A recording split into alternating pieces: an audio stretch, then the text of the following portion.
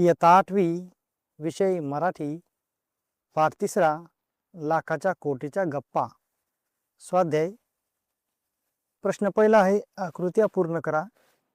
अ गाडीतल्या प्रवाशांकडून प्लॅटफॉर्मवर झालेल्या कृती. उत्तर प्रवासी कंटाळून प्लॅटफॉर्मवर एरझारा घालत होते. काही प्रवासी बुकस्टॉलवरून वर्तमानपत्रे घेत होते.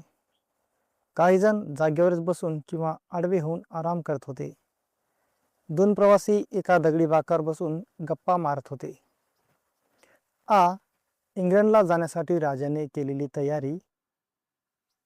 पासपोर्ट मिळवला, व्हिसा काढला, 4 सूट आणि इतर कपडे घेतले, महागडे घड्याळ वापरण्यास सुरुवात केली. प्रश्न दुसरा, योग्य विधान शोधा. अ 1 लेखकाची नागपूर दादूर पॅसेंजर गाडी होती. 2 म्हातारा व तरुण करोडपती होते. 3 तरुण वकिली करायला परदेशात जात होता. 4 2 प्रवाशांमध्ये एक म्हातारा आणि दुसरा तरुण. योग्य 2 प्रवाशांमध्ये एक म्हातारा आणि दुसरा तरुण. आ 1 म्हातारा व तरुण दोघांच्या बॅगेत खूप पैसे होते. 2 म्हातारा व तरुण दोघेही कलाकार होते. 3 म्हातारा व तरुण एकमेकांचे नातेवाईक होते. 4 म्हातारा व तरुण बेजबाबदार होते. योग्य म्हातारा व तरुण दोघेही कलाकार होते. प्रश्न तिसरा तुमच्या शब्दात लिहा.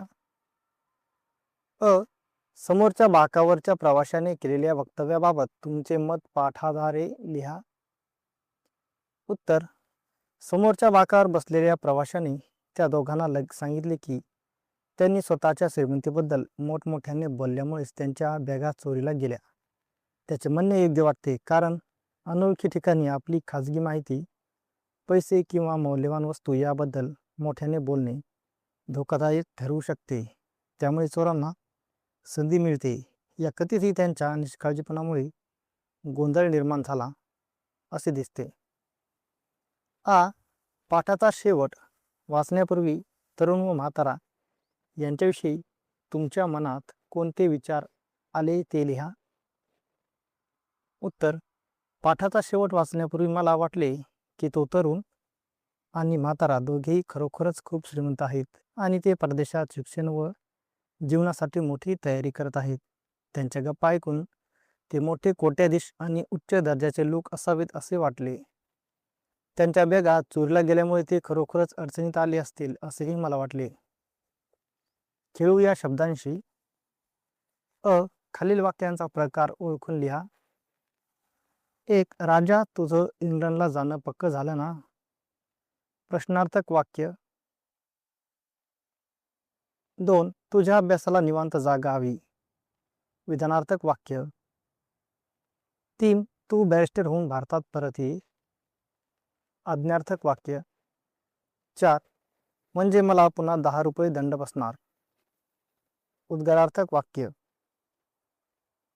आ खालील तक्ता पूर्ण करा. शब्द मूळ शब्द आणि सामान्य रूप. भावाला भाऊ, भावा. शाळेतून शाळा, शाळे. पुस्तकांशी पुस्तक, पुस्तका. फुलाचा फुल, फुला. आईने आई, आई.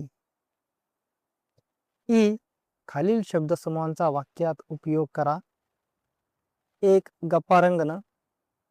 वाक्य स्टेशनवर बसलेल्या 2 प्रवाशांमध्ये खूप वेळ गप्पा रंगल्या. 2 पंचाईत होणे. वाक्य बॅगा चोरीला गेल्यामुळे दोन्ही प्रवाशांची मोठी पंचाईत झाली.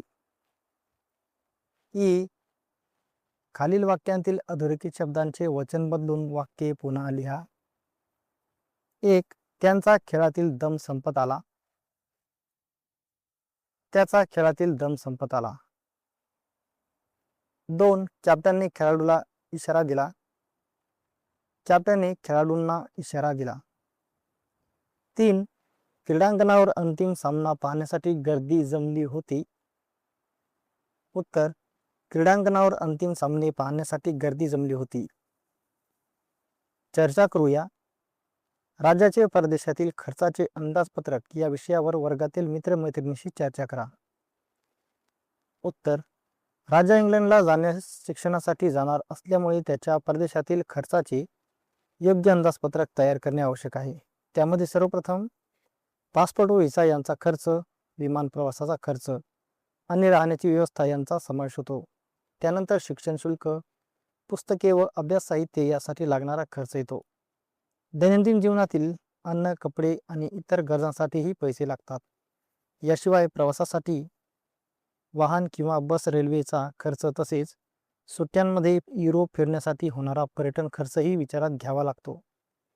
आपत्कालीन परिस्थितीसाठी अतिरिक्त रक्कम ठेवणेही महत्त्वाचे असते. अशा प्रकारे योग्य नियोजन करून खर्चाचे अंदाजपत्रक तयार केल्यास परदेशातील शिक्षण सुरळीत पार पडू शकते. शोध घेऊया. विनोदी साहित्य लिहिणाऱ्या साहित्यिकांची नावे व त्यांचे साहित्य यांचा शोध आंतरजालाच्या सहाय्याने घ्या. त्याची यादी तयार करा.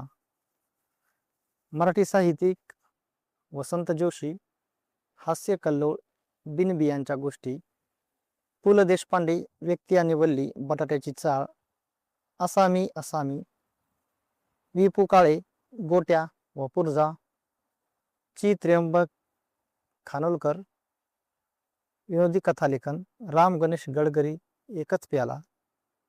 हिंदी किंवा इतर भाषेतील साहित्यिक हरिशंकर परसाई, हास्य व्यंग्य निबंध, शरद जोशी, हास्यलेख, मुंशी प्रेमचंद, काही कथांमध्ये सामाजिक विनोद, व्यंग.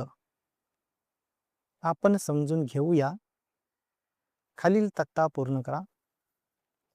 शब्द मुंबईला, मूळ शब्द मुंबई, सामान्य रूप मुंबई, विभक्ती प्रत्यय ला, विभक्तीचे नाव चतुर्थी.